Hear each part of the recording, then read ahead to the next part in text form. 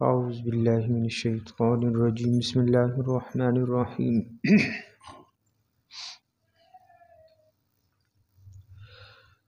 واصبر علی ما یقولون واہجرہم حجرا جمیلا صدق اللہ العظیم۔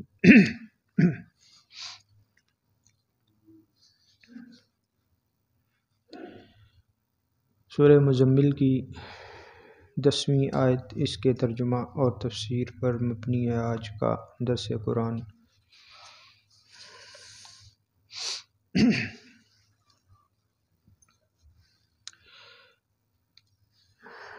گزشتہ ابتدائی آیات میں اللہ تعالیٰ نے 5 چیزوں کی جو ہے وہ تلقین فرمائی، 5 چیزوں کی تلقین فرمائی۔ پہلی چیز تھی قیام لیل، رات کا جاگنا،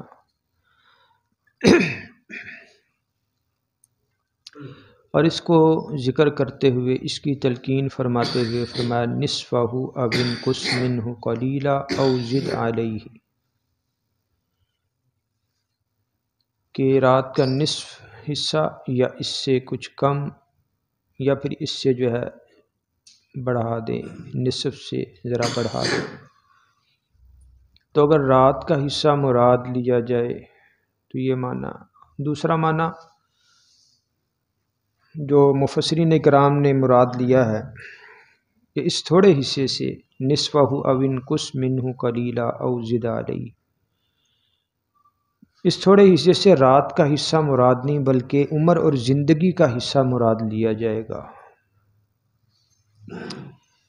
تو مطلب یہ ہوگا کہ آپ تندرستی اور توانائی کی حالت میں قیام لیل کا اہتمام کریں، اور عمر کے جس حصے میں بیماری آ جائے یا بڑھاپا آ جائے تو پھر وہاں ضروری نہیں ہوگا، یعنی عام حالات میں آپ جو ہے اس کو اس پر محمول کریں۔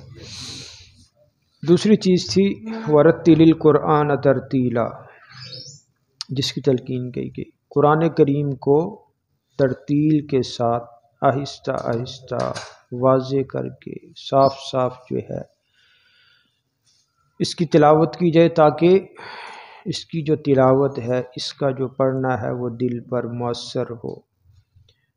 آج قرآن کا پڑھنا، اس سے ہماری زندگی میں انقلاب اسی وجہ سے نہیں آ رہا۔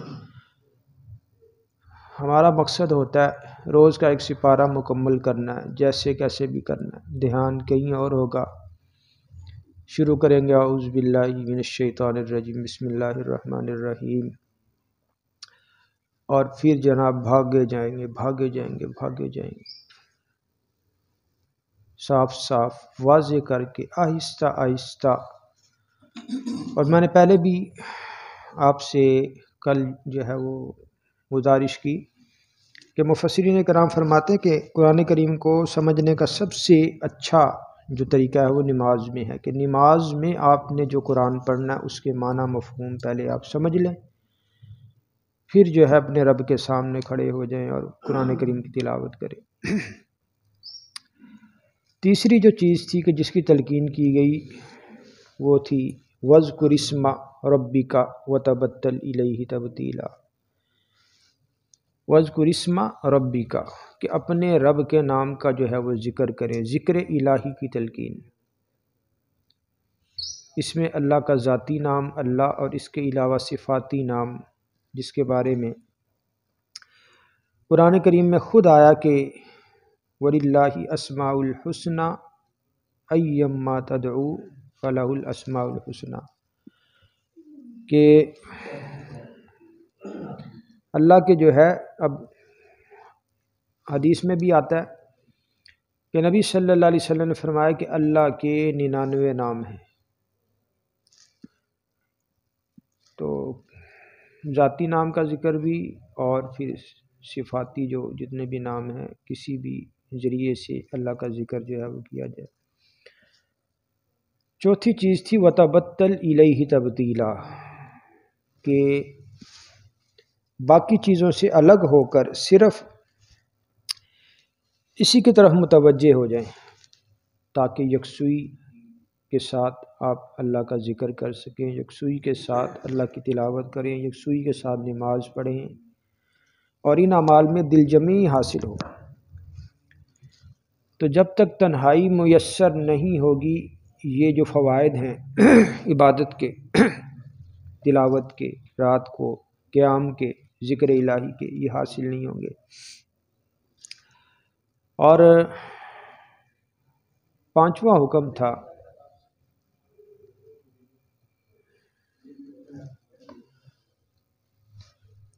نویں آیت میں کہ رب المشرق والمغرب لا الہ الا ہو فاتخذہ وکیلا۔ اس آیت کے ذریعے سے اللہ نے ایک تو ذاتی تربیت کا اللہ نے حکم دیا، پھر اس کے بعد یعنی پہلے مقدم ذاتی اصلاح، پھر اس کے بعد جماعت کی تیاری، اجتماعی اصلاح، جماعت کی تیاری کر کے ان کی تربیت کر کے پھر انقلاب۔ اس کے بغیر جو ہے وہ انقلاب جو ہے نہیں لایا جا سکتا، پھر وہ انقلاب نہیں ہوگا بلکہ وہ جو ہے فساد ہی کے زمرے میں آتا ہے۔ جب تک انسان اپنی اصلاح نہ کر لے اور جس جماعت کے ذریعے سے انقلاب برپا کرنا چاہ رہا ہے اس کی بھی تربیت اصلاح نہ کر لے، یہ قدم جو ہے نہیں اٹھانا چاہیے۔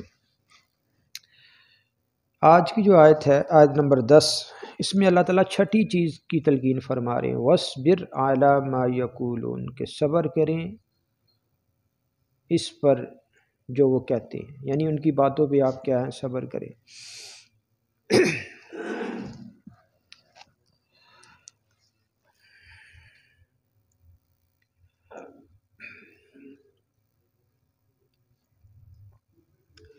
اور حضور نبی کریم صلی اللہ علیہ وسلم کو مخاطب کر کے اللہ نے قرآن کریم میں بارہا اور بھی بہت سے مقامات پہ، جیسے ایک جگہ پہ آیا وَاصْبِرْ وَمَا صَبْرُكَ إِلَّا بِاللَّهِ، کہ آپ صبر کریں، آپ کا جو صبر کرنا ہے یہ اللہ کی توفیق کے بغیر جو ہے نہیں ہو سکتا۔ جو ہم کلمہ پڑھتے ہیں لا حول ولا قوت الا باللہ۔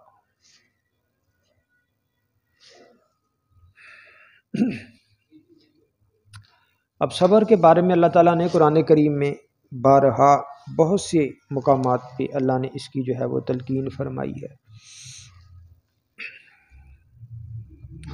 امام غزالی رحمہ اللہ کا نام آپ حضرات نے سنا ہوگا، امت کے جو ہے بڑے اہل علم میں ان کا جو ہے وہ شمار ہوتا ہے۔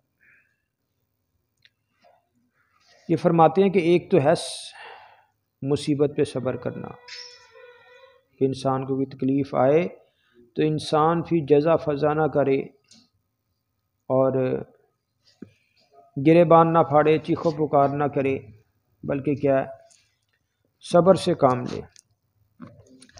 تو علماء فرماتے ہیں کہ جس کا عقیدہ درست ہوگا اللہ کے ساتھ وہی صبر کر سکتا ہے، جس کا اللہ کے ساتھ تعلق کمزور ہوگا وہ صبر نہیں کر سکے گا۔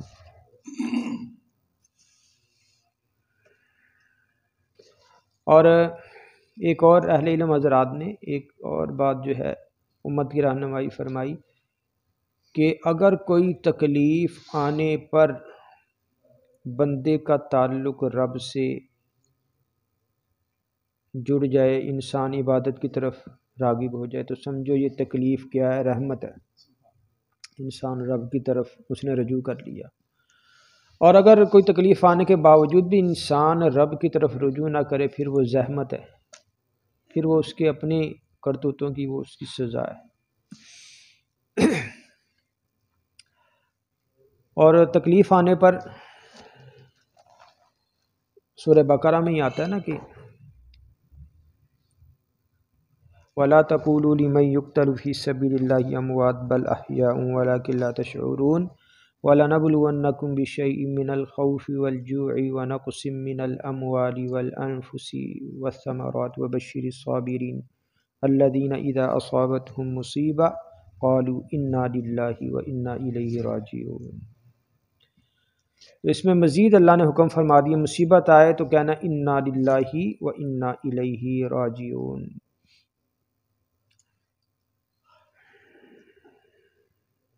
اور حضور نبی کریم صلی اللہ علیہ وسلم کا ارشاد ہے، فرمایا الصبر عند صدمۃ الاولی، صبر وہ ہے کہ جو مصیبت آنے پر پہلے کیا جائے۔ یہ نہیں کہ مصیبت آئی جزا فضا کیا، چیخ و پکار کی، کپڑے پھاڑ لیے، بے صبری کا مظاہرہ کر لیا، جب تھک ہار گئے تو پھر جناب اچھا جی اب کیا کریں، اب صبر ہی بہتر ہے۔ تو جو موقع فی الفور صبر کرنے کا تھا وہاں تو کیا نہیں، اور اب جناب تو کیا فرمایا الصبر عند الصدمۃ الاولی، صبر وہ ہے جو مصیبت کے آنے پر پہلے کیا جائے۔ اور حدیث میں آتا ہے کہ اگر کسی کو کوئی مصیبت پہنچے اور پھر اس نے کچھ عرصے بعد اسے کوئی وہی مصیبت یاد آ گئی، جیسے راستے میں چلتے ہوئے کسی کو ٹھوکر لگتی کہیں، تو انسان پھر وہاں سے کہ ہفتہ 10 دن بعد گزرتا کہتا ہے، اس کے خیال آ جاتا ہے کہ مجھے یہاں ٹھوکر لگی تھی یا میرا ایکسیڈنٹ ہوا تھا۔ تو اگر تو پہلی بار جب اس کا ایکسیڈنٹ ہوا تھا یا کوئی ٹھوکر لگی تھی اس نے اس تکلیف پہ صبر کیا، تو اب دوبارہ یاد آنے پر چاہے وہ زندگی میں کئی ایک دفعہ کیا، 2 بار 4 بار اتنی بار بھی آئے، اور ہر بار وہ یاد آنے پر اس مصیبت کے صبر کرتا ہے تو اللہ دوبارہ اسے اتنا ہی اجر عطا فرما دیتا ہے۔ اتنی دیکھو اللہ تعالیٰ کی ذات جو ہے وہ رحیم ہے۔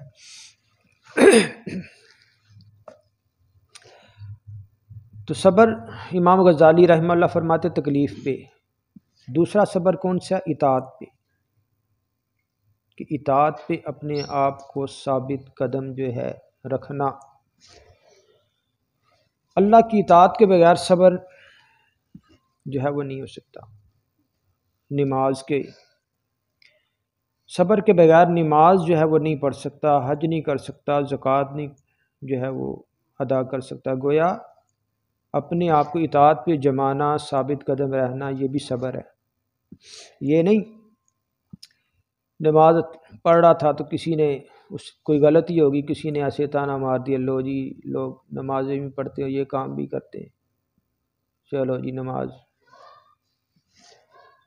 یا اللہ کے راستے میں خرچ کر رہا تھا، کوئی نیک کام کر رہا تھا، کسی نے جناب اس کی غلطی پہ آ کے کہا یار تو یہ کام تو بڑا اچھا کرتا ہے تو یہ کیوں نہیں کرتا؟ اس نے کہا اچھا تو اس پہ ٹوکرا میں وہ بھی چھوڑ رہا ہوں۔ نہیں، ثابت قدم، اطاعت پہ ثابت قدم۔ اب جیسے یہ سردیوں کا موسم ہے تو اگرچہ راتیں لمبی ہوتی ہیں لیکن کیا ہے، قرآن نے یہاں خود اللہ نے فرمایا اِنَّ نَاشِئَةَ اللَّيْلِ هِیَ أَشَدُّ وَطْئًا، کہ رات کا اٹھنا یہ روندنے کے اعتبار سے، اپنے نفس کو مارنے کے اعتبار سے بڑا سخت ہے۔ راتیں تو لمبی ہیں، فائدہ اٹھا سکتے ہیں رات کی عبادت، لیکن کون اٹھے؟ وہی کہ جو ہے وہ خوش نصیب ہے۔ اسی طرح نمازوں کے لیے کیا ہے؟ وضو کرنا، ٹھنڈے پانی کے ساتھ وضو کرنا، اس طرح اور بھی جتنے بھی انسان کی نفس پہ کوئی چیز بھاری پڑتی ہے، طبیعت پہ، ان کو جو ہے برداشت کرنا، یہ کیا؟ اطاعت پہ ثابت قدم رہنا اور صبر کرنا۔ تیسری چیز امام غزالی رحمہ اللہ فرماتے تیسری قسم صبر کی وہ کون سی ہے؟ کہ اپنے نفس کو برائی اور گناہ سے روکنا۔ راستے میں جا رہا تھا جناب، پتہ کہیں جناب پرس پڑا ہوا، اس نے اٹھا دیا، کوئی 1,00,000 2,00,000 روپے پڑے تھے۔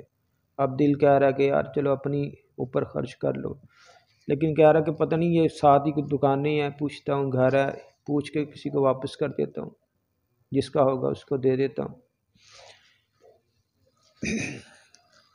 کسی غیر محرم پہ نظر پڑی اور یا کوئی موقع ملا، اس کے ساتھ گناہ کر سکتا تھا لیکن اپنے آپ کو گناہ سے روکا، اور پھر بعد میں جناب بسا اوقات ایسے ہوتا ہے انسان کسی گناہ کے کرنے کا موقع ملتا، بعد میں کہتا ہے یار میں کر لیتا تو پھر طبیعت پہ بڑا بوجھ ہوتا ہے۔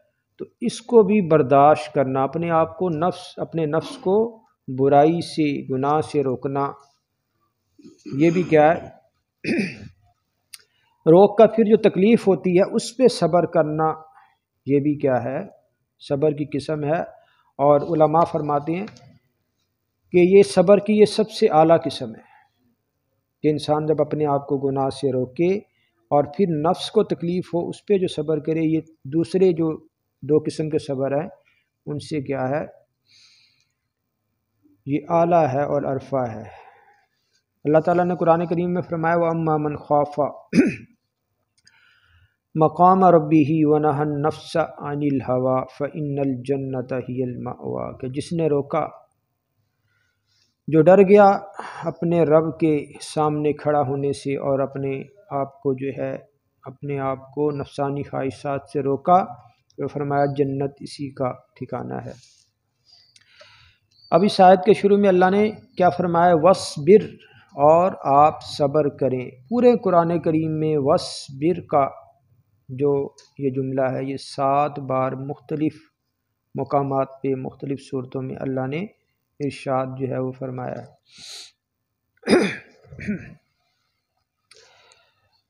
اب انبیاء علیہ السلام، خاص طور پر حضور نبی کریم صلی اللہ علیہ وسلم، تمام انبیاء اور خاص طور پر حضور نبی کریم صلی اللہ علیہ وسلم کو یہ جو تلقین کی گئی کہ وَاصْبِرْ، آپ جو ہیں صبر کریں، عَلَى مَا يَقُولُونَ، ان باتوں پر جو وہ کہتے ہیں۔ تو بسا اوقات یہ باتیں جو کفار تھے، مشرکین تھے، یہ نبی کی ذات کے بارے میں بھی کہتے تھے، کبھی اللہ کی ذات کے بارے میں، کبھی مسلمانوں کے بارے میں۔ اب نبی کی ذات کے بارے میں کیا کہتے ہیں، اِنَّهُ لَمَجْنُونَ، کہ یہ جو ہے یہ دیوانہ ہے، مجنوں ہے، پاگل ہے، معاذ اللہ۔ حالانکہ اب جمعے کے بیانات میں ہمارا موضوع چل رہا ہے اسماء النبی، اس میں ارجح الناس عقلا، نبی صلی اللہ علیہ وسلم کا ایک اسم گرامی کہ حضور نبی کریم صلی اللہ علیہ وسلم لوگوں میں سب سے زیادہ عقل مند، اعقل الناس، سب سے زیادہ عقل والے۔ تو جو ہستی مخلوق میں، انسانوں میں سب سے زیادہ دانا ہو، ذہین ہو، اسے کہا جائے مجنون، دیوانہ۔ اور اللہ کے نبی وحی الہی قرآن کو پڑھ کے سنائے اور لوگ کہیں کہ جی یہ تو شعر و شاعری ہے اور محمد جو ہے وہ شاعر ہے۔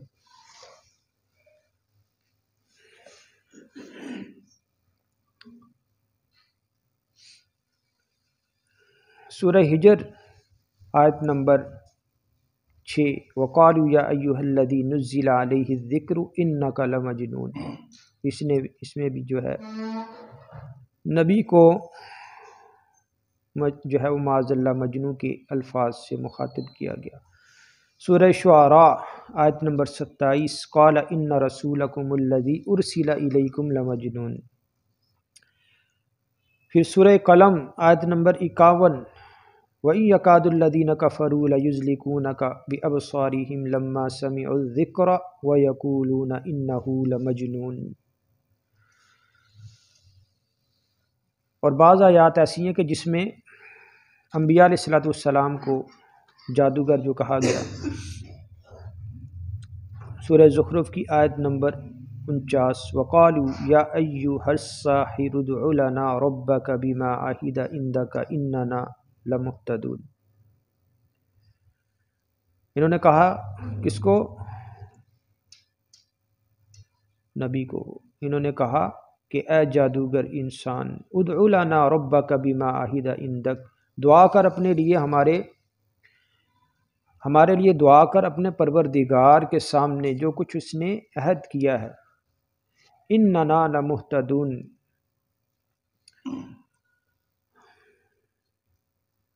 دعا کرو گے تو بے شک جو ہے پھر ہم جو ہے راستے پہ، راہ راست پہ آ جائیں گے۔ تو یہ فرعون کے جو حواری تھے، انہوں نے موسیٰ علیہ السلام کو جو ہے یہ اس طریقے سے خطاب کیا۔ پھر سورہ شعراء حضرت صالح علیہ السلام کو ان کی قوم نے کیا کہا؟ قالوا انما انت من المسحرین، کہنے لگے کہ ان لوگوں نے کہا بے شک تو سحر زدہ ہے، سحر زدہ لوگوں میں سے ہے۔ موسیٰ علیہ السلام کو فرعون نے کہا قال اجئتنا لتخرجنا من ارضنا بسحرک یا موسیٰ، سورہ طٰہٰ آیت 57۔ کہنے لگا فرعون کہ اے موسیٰ کیا تو ہمارے پاس اس لیے آیا ہے تاکہ تو نکال دے ہمیں ہماری سرزمین سے اپنے جادو کے زور سے، سورہ صاد آیت نمبر 4۔ وَعَجِبُوا أَن جَاءَهُم مُنذِرٌ مِّنْهُمْ وَقَالَ الْكَافِرُونَ هَٰذَا سَاحِرٌ كَذَّابٌ، کافروں نے کہا کہ یہ جادوگر اور جھوٹا ہے، سورہ ذاریات آیت 52۔ كَذَٰلِكَ مَا أَتَى الَّذِينَ مِن قَبْلِهِم مِّن رَّسُولٍ إِلَّا قَالُوا سَاحِرٌ أَوْ مَجْنُونٌ۔ اللہ نے فرمایا کہ جتنے بھی انبیاء آئے، جتنے بھی ان سے پہلے جتنے بھی انبیاء جو ہے وہ گزرے ہیں، لوگوں نے انہیں جو ہے رسولوں کو کیا کہا کہ یہ جادوگر ہیں یا دیوانہ ہے، سورہ فرقان آیت 8۔ او یلقى الیہ کنز او تکون لہ جنۃ یأکل منها وقال الظالمون ان تتبعون الا رجلا مسحورا، جو نبی کی اتباع کرتے تھے انہیں کہا ظالموں نے، مشرکوں نے، کہ تم پیروی نہیں کرتے مگر اس شخص کی جس پر جادو کیا گیا ہے۔ اچھا، یہ تو تھا چند مثالیں قرآن سے کہ انبیاء علیہ السلام کو کفار المشرکین نے جو ہے وہ باتیں کی۔ بسا اوقات یہ جو مخالفین تھے مشرکین اور کفار، اللہ کی ذات کے بارے میں بھی یہ طعن و تشنیع کرتے تھے، جیسے سورہ بقرہ میں آپ دیکھیں، سورہ بقرہ کی آیت 26۔ ان اللہ لا یستحیی ان یضرب مثلا ما بعوضۃ فما فوقها فاما الذین آمنوا فیعلمون انہ الحق من ربہم، کہ اللہ نہیں شرماتا اس بات سے کہ بیان کرے مثال مچھر کی یا اس سے بڑی، بہرحال فرمایا جو لوگ ایمان لائے وہ جانتے ہیں کہ یہ مثال ان کے پروردگار کی جانب سے برحق ہے۔ وَأَمَّا الَّذِينَ كَفَرُوا فَيَقُولُونَ مَاذَا أَرَادَ اللَّهُ بِهَذَا مَثَلًا، اور جو کافر ہیں وہ طنز کرتے ہیں، طعن و تشنیع کرتے ہیں۔ فرمایا کہ باقی جو کافر ہیں وہ کہتے ہیں کہ اس مثال سے اللہ کا کیا ارادہ ہے، یُضِلُّ بِهِ كَثِيرًا وَيَهْدِي بِهِ كَثِيرًا، اللہ اس مثال کے ذریعے سے، اس کے سبب سے بہتوں کو گمراہ کرتا ہے اور بہتوں کو جو ہے وہ راہ راست پہ لے آتا ہے۔ وَمَا يُضِلُّ بِهِ إِلَّا الْفَاسِقِينَ، جو فاسق و فاجر ہیں وہی جو ہے اس سے جو ہے گمراہ ہوتے ہیں۔ سورہ بقرہ ہی کی آیت 79۔ فَوَيْلٌ لِّلَّذِينَ يَكْتُبُونَ الْكِتَابَ بِأَيْدِيهِمْ ثُمَّ يَقُولُونَ هَٰذَا مِنْ عِندِ اللَّهِ، یہ یہود و نصارہ کے بارے میں اللہ نے فرمایا کہ ان کے لیے ہلاکت ہے کہ جو کتاب کو اپنی ہاتھوں سے لکھتے ہیں، خود گڑھتے ہیں، پھر کہتے ہیں کہ یہ اللہ کی جانب سے ہے۔ سورہ آل عمران آیت 75۔ وَمِنْ أَهْلِ الْكِتَابِ مَنْ إِنْ تَأْمَنْهُ بِقِنْطَارٍ يُؤَدِّهِ إِلَيْكَ وَمِنْهُمْ مَنْ إِنْ تَأْمَنْهُ بِدِينَارٍ لَا يُؤَدِّهِ إِلَيْكَ، میں اہل کتاب میں سے بعض تو ایسے امانت دار ہیں کہ ان کے پاس اگر آپ کوئی خزانہ امانت رکھ دیں تو وہ آپ کو واپس لوٹا دیں گے، وہ آپ کو واپس لوٹا دے گا۔ اور بعض ایسے بھی ہیں وَمِنْهُمْ مَنْ إِنْ تَأْمَنْهُ بِدِينَارٍ لَا يُؤَدِّهِ إِلَيْكَ إِلَّا مَا دُمْتَ عَلَيْهِ قَائِمًا، اور ان میں سے بعض ایسے ہیں کہ اگر آپ ان کے پاس ایک دینار بھی امانت رکھوا دیں تو وہ اسے واپس نہیں کرے گا یہاں تک کہ آپ اس پہ قائم نہ رہیں، یعنی اس سے آپ اصرار کرتے رہیں، مانگتے رہیں، وہ پھر بھی جو ہے وہ نہیں۔ ذَلِكَ بِأَنَّهُمْ قَالُوا لَيْسَ عَلَيْنَا فِي الْأُمِّيِّينَ سَبِيلٌ، یہ اس وجہ سے کہ وہ کہتے ہیں کہ ہمارے اوپر امی لوگوں کے حق میں کوئی گناہ نہیں ہے۔ وَيَقُولُونَ عَلَى اللَّهِ الْكَذِبَ وَهُمْ يَعْلَمُونَ، فرمایا اللہ پر جھوٹ باندھتے ہیں اور وہ جانتے ہیں۔ تو یہ دو مثالیں تو ہو گئی کہ نبی صلی اللہ علیہ وسلم کی ذات کے بارے میں، پھر اللہ کی ذات کے بارے میں، پھر تیسری مثال کے بسا اوقات یہ جو باتیں کرتے تھے کافر اور منافق اور مشرک، یہ مسلمانوں کے بارے میں بھی کرتے تھے۔ جیسے قرآن کہتا ہے اذا مروا بہم یتغامزون، جب کافر جو مسلمانوں کے پاس سے گزرتے تھے تو آنکھوں سے اشارے کرتے تھے، کہتے تھے یہ دیکھو یہ حوروں کے شوہر جا رہے ہیں، جنت کے مالک جا رہے ہیں، ان کے پاس نہ پہننے کو ڈھنگ کا کپڑا ہے، نہ کھانے کو صحیح کا کوئی غلہ ہے، نہ ان کے پاس روپیہ نہ پیسہ، اور یہ جنت کے مالک ہیں۔ تو یہ تمام مثالیں کیا ہیں؟ اللہ تعالیٰ نے قرآن کریم میں بھی بیان کی، اور پھر احادیث میں بھی اس کا جو ہے بہت سی احادیث میں ان کا ذکر ملتا ہے۔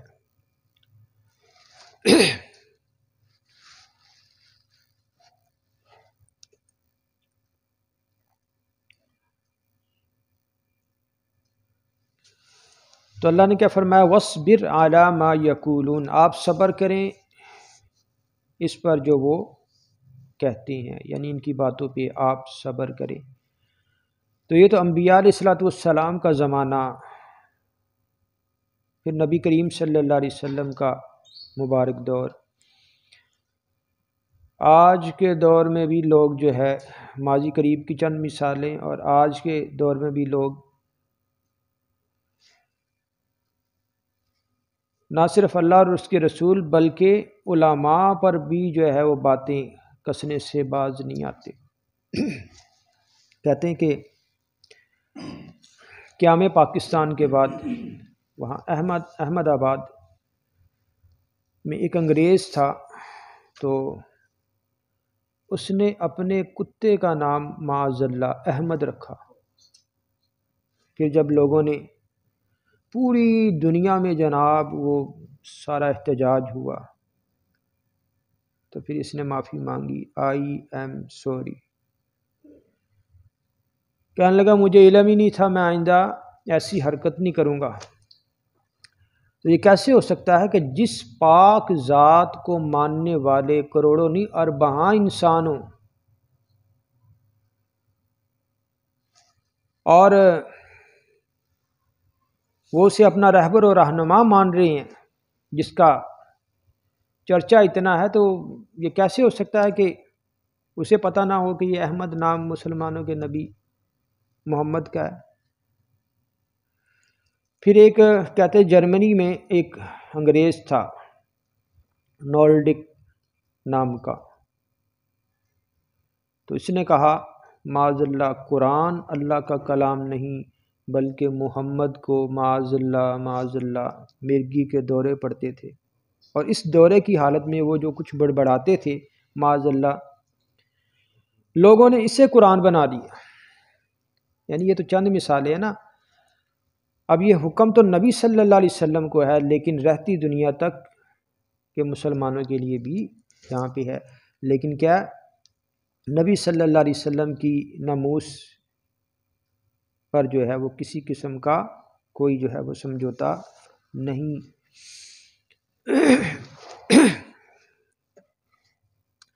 تو وَاصْبِرْ عَلَىٰ مَا يَقُولُونَ، اللہ نے فرمایا کہ آپ صبر کریں وہ جو کچھ کہتے ہیں، وَاهْجُرْهُمْ هَجْرًا جَمِيلًا، اور آپ ان خوش اسلوبی کے ساتھ ان سے علیحدہ ہو جائیں۔ وَاهْجُرْهُمْ هَجْرًا جَمِيلًا، وَاهْجُرْهُمْ آپ ان سے علیحدہ ہو جائیں، حجراً جمیلا خوش اسلوبی کے ساتھ، اچھے طریقے سے۔ اب خوش اسلوبی کے ساتھ کیا ہے علیحدہ ہونا؟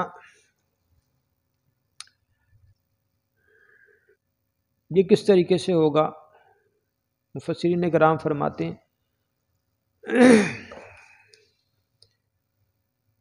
کہ ان سے اس طریقے سے الگ ہوں کہ ایک حد تک وہ قطع تعلقی بھی قائم رہے، مگر اچھے اور احسن طریقے سے، یعنی لڑائی بڑائی نہیں کرنی۔ اس طریقے سے جیسے قرآن کہتا ہے نا سورہ کافرون میں لکم دینکم ولی دین، وہی تمہارے لیے تمہارا دین، ہمارے لیے ہمارا دین۔ اذا خاطبہم الجاہلون قالوا سلاما، جب جاہلوں سے واسطہ پڑے تو پھر جو ہے وقار کے ساتھ ان کے قریب سے جو ہے گزر جانا چاہیے اور کہنا چاہیے بھائی تم اپنا کام کرو اور ہم جو ہے اپنا کام کرتے ہیں، یعنی اس طریقے کے ساتھ جو ہے ان سے جو ہے قطع تعلقی کرنی ہے۔ شاہ عبدالعزیز محدث دہلوی رحمہ اللہ نے تفسیر عزیزی میں اللہ شاہ عبدالعزیز محدث دہلوی رحمہ اللہ کو جزائے خیر عطا فرمائے، ان کی قبر پر کروڑہاں رحمتیں جو ہے وہ نازل فرمائے، فرماتے ہیں کہ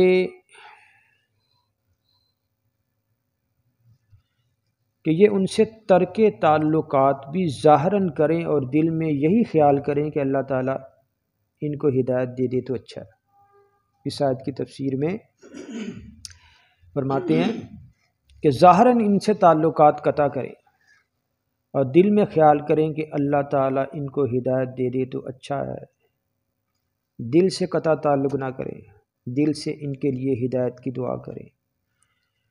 فرماتے ہیں نیز لوگوں کے سامنے ان کی بدسلوکی کا شکوہ بھی نہ کریں، ہاں اللہ کے حضور التجا کر سکتے ہیں کہ انہوں نے یہ تکلیف پہنچائی ہے، عوام کے سامنے شکوہ نہ کریں۔ اگر شکوہ کریں گے عوام کے سامنے تو پھر یہ حجرن جمیلہ خوش اسلوبی کے ساتھ علیحدگی نہیں ہوگی۔ خیر تو مفسرین کرام فرماتے ہیں کہ وَاہْجُرْهُمْ حَجْرًا جَمِيلًا، اللہ نے یہ جو حکم دیا اس سے دوسرا پہلو بھی نکلتا ہے کہ صبر کی یہاں اس وقت بھی جو ہے اس لیے ضرورت ہے کہ کیونکہ مسلمان یہ صورت ہے مکی، مسلمان اس وقت مکہ میں تھے اور مسلمانوں کے اندر اتنی قوت، اتنی طاقت، اتنی استعداد نہیں تھی اور ابھی جماعت کی تربیت اور تنظیم کی ضرورت تھی، تو لہٰذا انہیں حکم دیا اللہ نے کہ تکالیف پہ صبر کریں۔ جیسے قرآن کریم میں خود ایک جگہ پہ موجود ہے قیل لہم کفوا ایدیکم واقیموا الصلاۃ، یعنی ان سے کہا گیا کہ ابھی ہاتھ نہیں اٹھانا، اپنے ہاتھ روکے رکھو، مقابلہ نہیں کرنا بلکہ نماز پڑھتے رہو، تربیت حاصل کرو، جماعت کو منظم کرو۔ تو جب یہ مراحل طے ہو جائیں گے، مقابلے کے قابل ہو جاؤ گے تو اس وقت مقابلہ بھی ہوگا اور ان کو سزا بھی دی جائے گی۔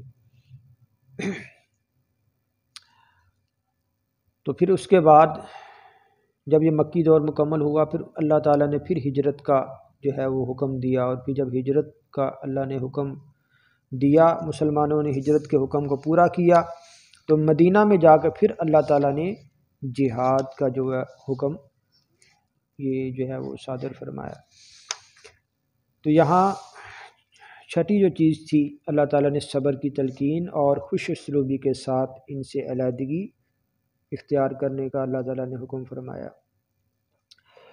باقی آگے کی آیات میں اللہ تعالیٰ کیا ارشاد فرما رہے، انشاءاللہ ان آیات کو آئندہ دیکھیں گے۔ دعا ہے اللہ تعالیٰ ہمیں قرآن کریم کے تمام حقوق، اس پر ایمان، اس کی تلاوت، اس کا سمجھنا، اس پر عمل کرنا اور اللہ قرآن کو آگے پھیلانے کی ہم سب کو توفیق عطا فرمائے۔ ابھی ایک نمازی ہیں، انہوں نے مسئلہ پوچھا تھا، کہنے لگے قبرستان میں ان کے والد صاحب کے تو ایک بوٹا سا جو درخت کافی تناور وہ اگ گیا، تو کہنے لگے میں اسے چاہ رہا ہوں کہ وہ اس کو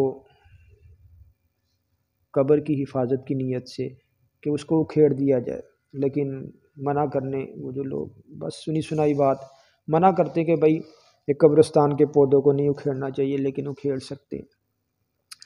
اگر تو وہ زمین کسی کی ملکیت ہے تو پھر وہ مالک اس کو خود اکھیڑے گا، اگر وقف کی ہے، قبرستان کے لیے وقف ہے جگہ، تو پھر جس قبر کے راستے میں کوئی اس طرح کی چیز آ رہی ہے آپ گھاس کاٹ کے بھی صاف کر سکتے ہیں، کوئی پودا اگ گیا، کوئی درخت اگ گیا، اس کو بھی کاٹ سکتے ہیں۔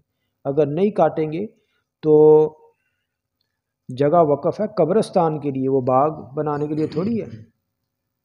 وہ اس لیے تھوڑی ہے کہ درخت اگائے جائیں، لہٰذا وہاں سے اپنی قبر کی حفاظت کے لیے کسی درخت کو، بوٹے کو، گھاس وغیرہ کو وہاں سے اکھیڑ سکتے ہیں، صاف بھی جو ہے وہ کر سکتے ہیں۔ باقی جو ہے انشاءاللہ آئندہ۔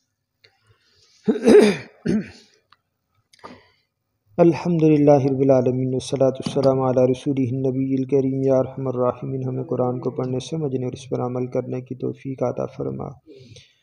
یا ارحم الراحمین، حاضرین مجلس کی جتنی بھی جائز حاجات ہیں، خواہشات ہیں، ضروریات ہیں، اللہ اپنے پاک کلام اور اپنے حبیب کے صدقے وسیلے سے ان کی تمام حاجات کو پورا فرما۔ وصلی اللہ تعالی علی خیر خلقہ محمد وعلی آلہ وصحبہ اجمعین، آمین۔